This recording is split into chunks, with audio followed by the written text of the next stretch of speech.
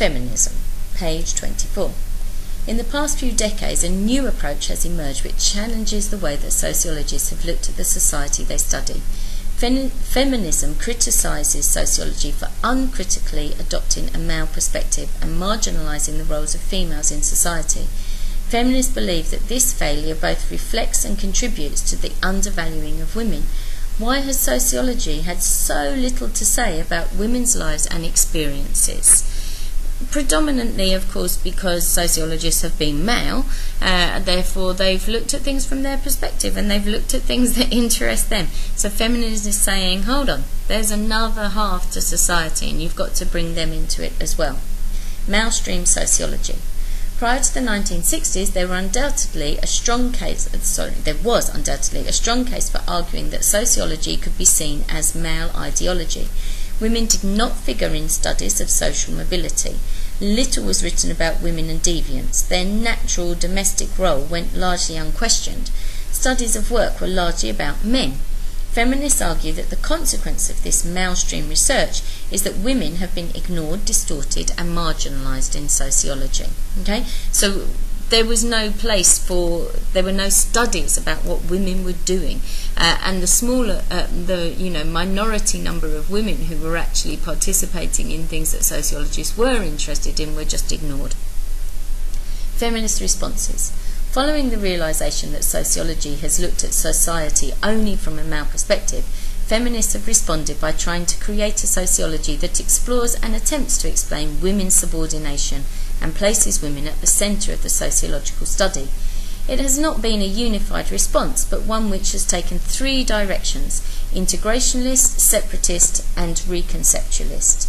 The integrationist approach argues that sexism in sociology can be overcome by making every attempt to take the role of women into account when looking at work, leisure, crime, education and so on, grafting them on to the existing body of knowledge. The separatist approach argues that women should be studied separately from men on the grounds that all women's experience is qualitatively different from men's. The most important division in society, separatists feminists argue, is based on gender. The reconceptualist approach argues that it is not possible to make up for the imbalance in sociology by simply including women in existing research or by constructing a sociology of women only. Instead, sociology and sociological priorities must be reconceptualized. Sociological theory must be rethought and rewritten, and the basic assumptions of mainstream sociology fundamentally. This third view implies a revolution in the way sociology is practiced, breaking down the traditional categories of sociology and emphasising new priorities, especially the private sphere of the home and domestic relationships. Okay, so I think the titles of the feminist views here make it fairly obvious what they're looking at. So the first is saying, okay, well let's just do the research and put women into it and then just tack it onto the research that's already gone on. The second says, no, you have to look at women separately and individually and look at them from that perspective. And then the third says, no, what you have to do is start again. Start all the research again, but this time include women in there and reinterpret it all. Feminism, a new perspective? Are we then entitled to add feminism to the list of existing perspectives in sociology, functionism, Marxism, Weberism, ethnomethodology and symbolic interactionism? Abbott and Wallace argue that the answer is no, because there are a number of distinct feminist perspectives, not just one. Feminist sociologists may embrace other perspectives. What they have in common is a commitment to looking at the world through the female prism. So, is it actually a different theory and a different perspective, or is it just using the other forms but including women in them? The debate regarding the status of feminism within sociology continues and is a necessary part of the development of sociological theory.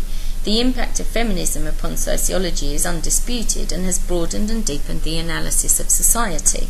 Why mainstream sociology emerged in the first place is now the subject of much feminist analysis and is a good example of the way sociology continually examines and criticises itself.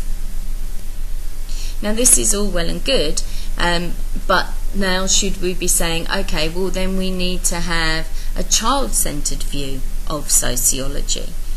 but then can children actually perform the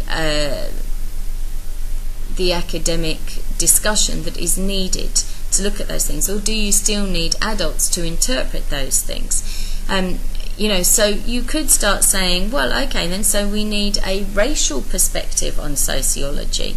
For too long, sociologists have been white men, and now we've got white women getting involved. So where are the black sociologists? Do we need to be looking at things from their perspective? Where are the Arabic sociologists? We need to be looking at it from their perspective.